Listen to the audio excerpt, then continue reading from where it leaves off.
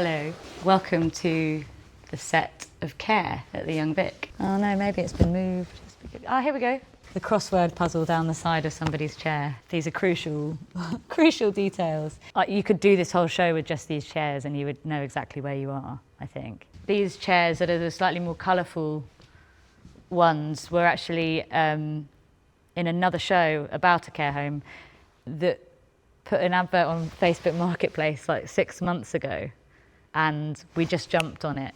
You know, you've got to beg, borrow and steal when you're working in theatre. They've come with their own wear and tear that feels very sort of authentic, but we haven't had to kind of attack them with a cheese grater or anything. I don't know, it's a little bit like a mosaic of different spaces. There's different periods of moulding.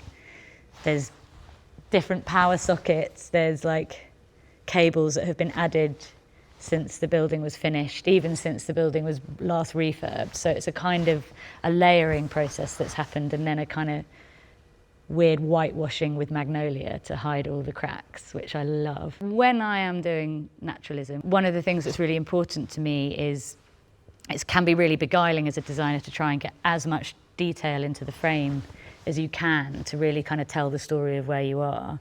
But for me, the truth of the frame and of naturalism comes from what you leave out. You've got to imagine that there's an entire building that we're not seeing with this care home. My favourite detail is this one. I fell in love with it because it's these two women that look like they're running away. And so I think it's Joan and Simone, two of the lead characters. Everything is slightly off kilter, like the piano is not centred to that painting. And it's because it's sort of accumulated by accident and yet with intention. Like, I think that painting was chosen by somebody in this care home with intention. But the sort of necessity of just moving forward and keeping the institution going. I think it's really easy to paint these spaces as dirty and uncared for, but actually the play is called Care, and the truth is that there's lots of people trying really hard and doing a really good job of that, and people that are incredibly proud to keep these spaces going. In terms of how many sort of versions of the design Alex and I went through, we tend to be quite concise with that. It's sort of a process of talking, and then once that has finished, there's usually a moment where the design appears. One thing Alex knew is that he wanted the audience on three sides, so that's a big kind of limitation for me. And limitations, I think, force good ideas a lot of the time.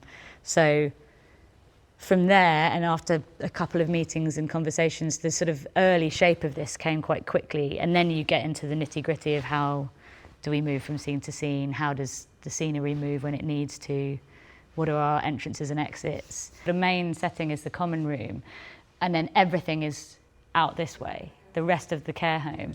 And what that means is we have this kind of corridor space, which inevitably in a care home that is short of space for everything, uses as a storage area. So we have a kind of library trolley, and we have the photocopier, and you imagine that there's some sort of vaguely slightly too important documents being left on the side there, and a sort of medical bin, and all of the signage you can possibly imagine.